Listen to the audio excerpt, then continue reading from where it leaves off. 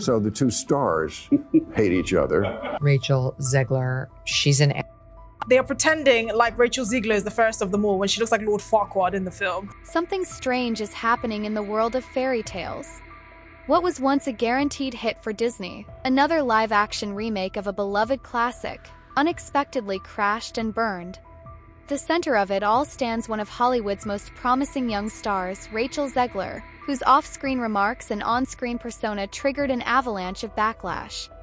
Suddenly, a project that seemed destined to enchant audiences worldwide turned into a bitter spectacle of boycotts, endless social media debates, and empty theaters. If it ain't broken, don't fix it. Leave it the alone. So apparently, according to them and according to the writers of Snow White, women can't even want to be in love anymore.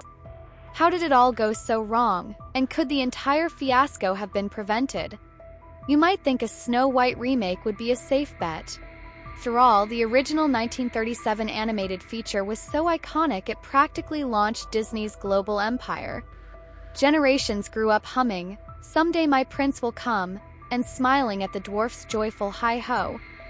Yet, somewhere between the spirit of the old film and the hypermodern lens of the new, things took a disastrous turn. The new Disney boss babe, who is Rachel Zegler, the inverse of happy. It just doesn't make any sense. It makes a little bit more sense. You can gaslight people so easily. Rachel Zegler's public statements sparked fury among fans who cherished the classic's simplicity. Even worse, Disney's radical rewrite of the story seemed tailor-made to provoke more controversy than excitement. Some say this film's downfall was just the result of corporate greed meeting misguided attempts at modernizing a fairy tale. Others blame the actress herself, calling her an entitled figure who disrespected the source material at every turn. One thing's clear, the backlash reached a boiling point, and the once mighty Disney brand took an embarrassing blow at the box office. But the real question is, did the company learn its lesson, or is this just another bump in the road? Brace yourself as we uncover the behind-the-scenes drama, the political firestorms, and the marketing miscalculations that sent this cinematic sure thing plunging into chaos. I wanted my money back. It was very disappointing. So she comes off as an insufferable, whiny brat. For anyone who appreciates Disney's golden age, the 1937 Snow White and the Seven Dwarfs remains a landmark achievement. It was the first full-length animated feature in Hollywood history, and it arrived like a beacon of artistic ambition. When it premiered, many skeptics claimed no one would sit through a feature-length cartoon, especially not something so whimsical and steeped in old-school fairy tale magic. But Walt Disney proved them all wrong. The film earned acclaim for its groundbreaking animation, heartfelt storytelling, and that indescribable Disney charm that turned casual viewers into lifelong fans. Over the decades, the original Snow White became more than just a nostalgic memory. It set a template for the studio's future. Strong musical numbers, a lovable ensemble of characters, and a straightforward good versus evil plot. Rachel Zegler, like so many kids raised on TikTok, she's all for infantata is the only global solution. Every way that Disney changed the story, it changed it for the worse. Even children today can watch it and feel transported to an era where forest animals helped with chores and cheerful dwarfs marched to work, whistling in perfect harmony. That sense of timeless wonder was precisely why so many older Disney films became prime targets for lucrative modern remakes. So, when news broke that Disney planned a live-action Snow White, complete with a big budget, a top-tier production team, and fresh star power, fans were cautiously excited. Sure, some were worried the studio might rewrite too much or overshadow the original's innocence with political messaging. But the brand's track record had been profitable. The Lion King, Cinderella, and Beauty and the Beast each raked in hundreds of millions. People assumed that no matter what happened, Snow White would at least be a guaranteed moneymaker. Little did they know, they were watching the dawn of a major PR nightmare. Or what? They're leaning into woke. Hardcore. They're petrified Yeah. of some kind of backlash. Of course, like with everything on the left these days, they just take it too far. Because in trying to update a seemingly foolproof story, Disney tripped over its own legacy, turning the wholesome charm of the classic into a battleground over modern values. And at the eye of this storm was the actress cast to portray the iconic princess, the talented yet increasingly controversial Rachel Zegler. When Rachel Zegler first burst onto the scene, many described her as a rising star. She gained significant acclaim for her role in West Side Story, showcasing a powerful vocal range and a screen presence that hinted at a big future. As rumors swirled that she'd be playing the new Snow White, some fans were intrigued, others skeptical. After all, Snow White was historically depicted with a very specific look, and not everyone felt Zegler fit that mold. The Snow White version is woke and feminist and progressive. Nobody wants a movie about true love? What kind of woman do we want out there seeking true love, Eliana? It's the outrage. But most were willing to give her a chance based on her evident talent.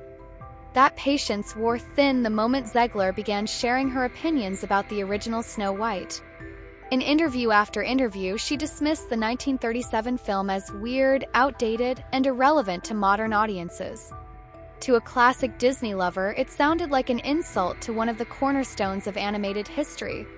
What made it worse was her tone. She didn't just critique the old film's portrayal of romance, she seemed to mock it. Rather than respectfully discussing how each generation sees fairy tales differently, her remarks came off as snide and dismissive. It might have ended there if not for Zegler's subsequent foray into polarizing political statements.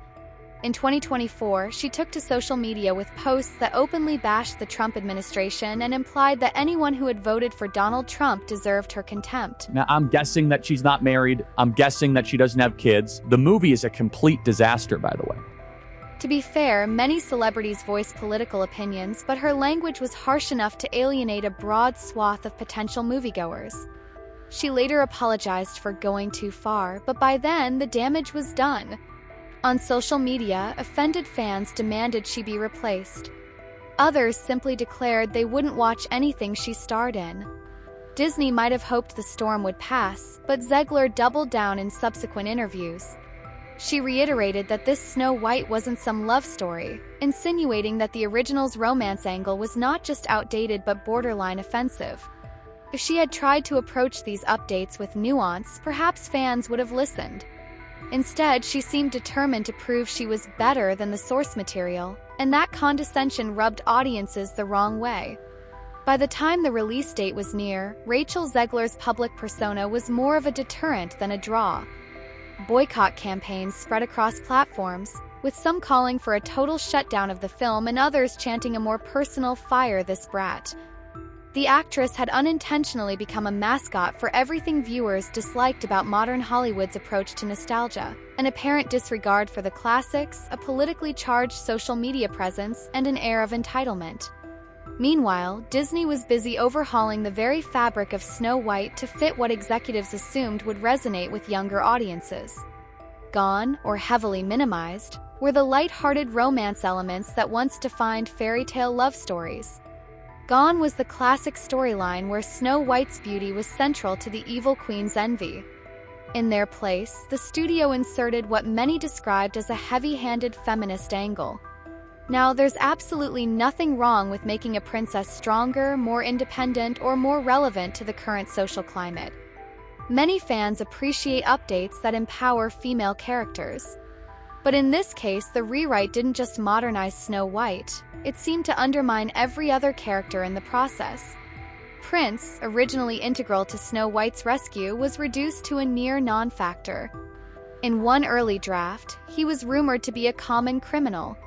In another, he was basically absent, relegated to a cameo. The dwarfs, an indispensable part of the original's charm, also got caught in the crossfire of modernization. First, there was talk of hiring real little-person actors for the roles, something that could have provided wonderful opportunities in an industry that rarely offers them. Then, following some outcry that the dwarfs' portrayal was backward, Disney swerved wildly. One version featured full-sized bandits, each representing some diverse background to appeal to a sense of inclusion. Another version had them as CGI magical creatures that hardly resembled dwarfs at all. Whichever route was chosen, fans felt it missed the point. The dwarfs weren't just comedic sidekicks. They were emblematic of Snow White's newfound family, crucial to the story's emotional core. But the biggest complaint was the forced girl boss narrative that overshadowed the heart of the fairy tale. In countless press statements, Zegler boasted that her Snow White wouldn't need saving, belittling the original's focus on true love. Critics argued it was possible to create a strong heroine who still values love and friendship, but Disney's approach felt more like a lecture. Scenes depicted Snow White commanding others to do the domestic work she once did out of gratitude in the original film. Fans complained that this new direction made her unlikable and smug, rather than confident and kind. What truly sealed the film's fate were the brand new musical numbers, described by many as preachy and disjointed. The original soundtrack boasted timeless pieces like "Someday My Prince Will Come" and "Whistle While You Work." Instead of simply reimagining those classics, the new movie replaced them with what critics called lecture songs, complete with lyrics about echoing one's own dream and banding together for some vague call to arms. People expecting Disney magic got tinny tunes with political undertones. It didn't help that the evil queen's big solo "Mirrors Lie" dragged on with lyrics that felt more like a modern empowerment rant than a villain's confessional. In short, the rewrite set off alarms. Traditional Disney fans felt alienated, parents found the tone too aggressive, and even progressive viewers wondered if the studio had gone overboard. By trying so hard to make Snow White relevant, the film ended up losing the very charm that made the story endure for nearly a century. From the outside, it might have seemed impossible for Disney to lose on a remake of Snow White. The budget was massive, reportedly nearing $250 million when all was said and done. Marketing efforts bombarded the public with trailers, posters, and cast interviews. Industry insiders predicted a splashy opening weekend, banking on both nostalgia and star power to bring families out in droves. But box office receipts tell a different story. Instead of hitting a projected $150 million opening weekend, the film limped to a meager $43 million, and the US critics swiftly piled on, slamming the changes as awkward and the tone as preachy. Word of mouth was grim, and social media was a battlefield of disappointed fans. Review aggregators showcased abysmally low ratings, some of the lowest for any Disney live-action film in recent history. While some might argue that modern reboots always face an uphill battle, given that older fans cling to the originals, this flop felt especially severe. The negative buzz had started well before opening night, fueled by Zegler's controversial interviews and the widespread sense that Disney had gone too woke. But what truly hammered the nails into the coffin were the dismal audience reactions. People who took their children to see the film complained it was unfun, with too many heavy-handed messages and not enough whimsical charm. Meanwhile, merchandise tie-ins that usually rake in millions sat collecting dust. Toy stores reported minimal interest in the new Snow White dolls, and the dwarfs, transformed in bizarre ways, barely sold at all. The discrepancy was staggering compared to other live-action releases. Even more troubling was the sudden dip in Disney's stock price, down a few percentage points in the wake of the film's disastrous debut. Investors grew wary that the golden goose of live-action remakes might be running out of eggs, particularly if the studio continued reworking beloved classics in ways that alienated their core audience. As the weeks wore on, the film's financial numbers only got worse. International markets didn't offer a miraculous rescue. In some territories, the movie's reworked message didn't resonate culturally, while in others, controversy around the lead actress and her remarks overshadowed everything else. By the end of its theatrical run, the remake was on track to lose Disney well over $100 million once you added in marketing and distribution costs. What was supposed to be a sure thing ended up an industry punchline. No one can accuse Disney fans of being passive. When they love something, they buy out entire lines of merchandise and flood social media with tributes and fan art. When they hate something, well, the backlash can be just as intense. In the weeks leading up to the film's release, you could see the friction everywhere online. Hashtags calling for a boycott of the new Snow White trended alongside threads dissecting every leaked snippet of footage or rumored script change. Parents, a key demographic for any family film, voiced concerns about taking children to see a movie that seemed to sneer at classic fairy tale values.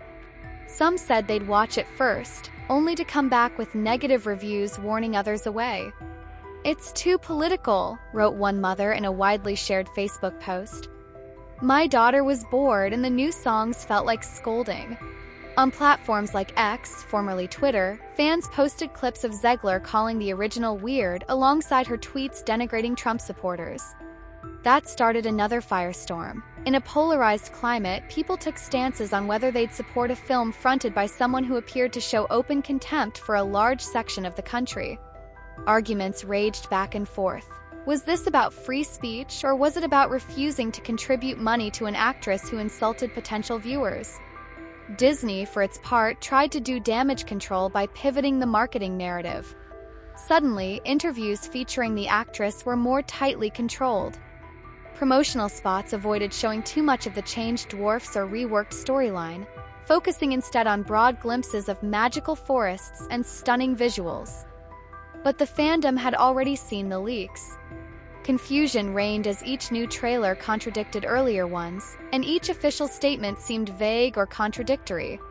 In a normal scenario, even if a film is divisive, curiosity can help at the box office. People sometimes want to see for themselves what the fuss is about.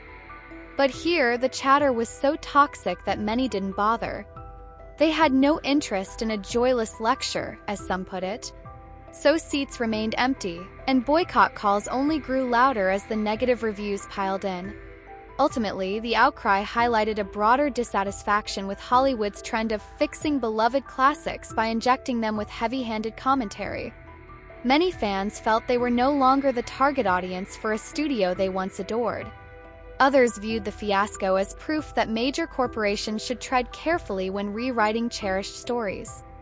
There was one silver lining. It was that the fiasco prompted vigorous discussions online about the line between modernizing a tale and disrespecting it. Behind closed doors, rumors swirled about what Disney's top executives thought of the meltdown. Some insiders claimed that heads were on the chopping block, with layoffs looming in the marketing and production departments. Indeed, a $150 million to $200 million loss isn't easy to shrug off, even for a media titan. Whispers of blame circulated. Was it marketing's fault for showcasing Zegler's controversial soundbites in promotional pieces? Did the screenwriters go too far in rewriting the beloved original? Or should the studio have foreseen that messing with iconic dwarfs and a timeless love story would spark fan outrage? One recurring rumor suggested that Disney might shelve or drastically alter other planned remakes. Titles like The Little Mermaid had already sparked debates about changes to iconic characters, but now, with the Snow White debacle, the stakes felt higher. Focus groups and brand experts urged the company to reevaluate how it treats cherished IP. Through all, these aren't just random stories. They're cultural touchstones with entire generations emotionally invested in them. Meanwhile, the broader industry watched with a mixture of schadenfreude and caution.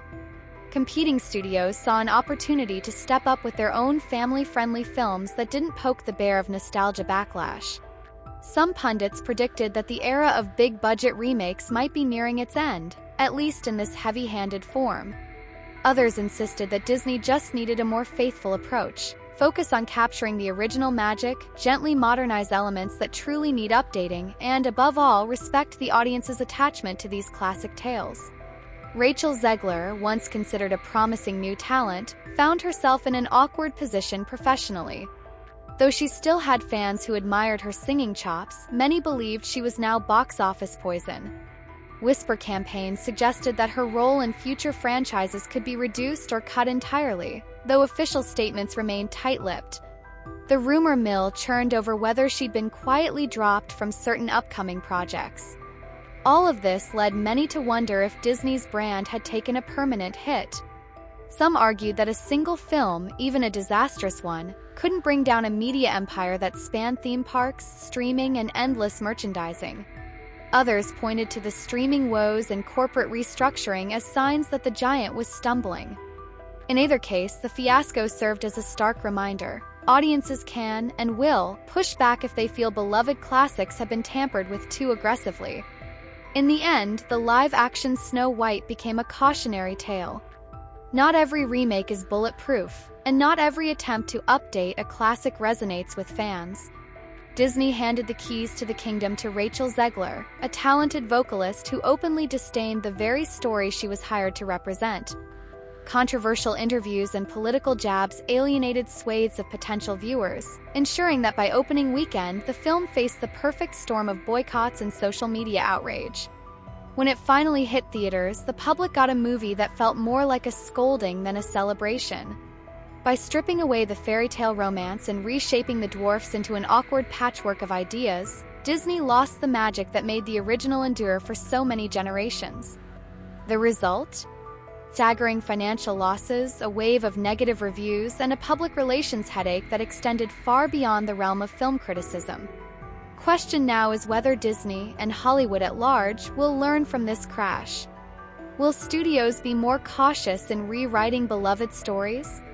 Will they balance modernization with genuine respect for what made these tales beloved in the first place? Or is Snow White just a bump in the road, soon to be forgotten when the next big blockbuster emerges?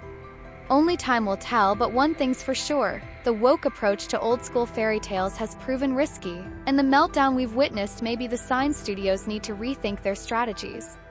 For now, fans are left wondering which classic is next on the chopping block, and whether that project will fare any better than this ill-fated remake.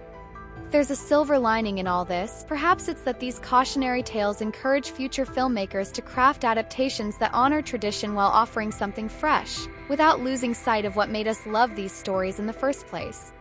In a world where reboots and remakes dominate the box office, the tragedy of Snow White is a loud, urgent reminder. You can't force modernity down people's throats without respecting the heart of the original. But maybe, just maybe, this entire debacle will push Disney to be more thoughtful next time. A glimmer of hope that classic fairy tales can find new life without betraying the magic that's kept them alive for generations.